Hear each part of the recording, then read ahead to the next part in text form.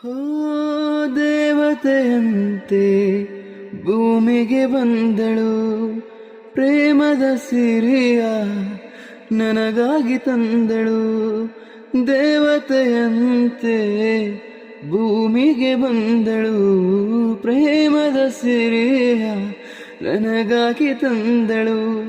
ನನ್ನಲ್ಲಿ ಆನಂದ ತುಂಬಿ ಸವಿ ಮಾತಿನ ಸುಖ ನೀಡುತ್ತಾ, ಸವಿ ಮಾತಿನ ಸುಖ ನೀಡುತ್ತಾ ಒಳ್ಳೊಳ್ಳೆ ಕಥೆಯನ್ನು ಹೇಳಿ ಉಲ್ಲಾಸ ಸಂತೋಷ ತಂದಳು.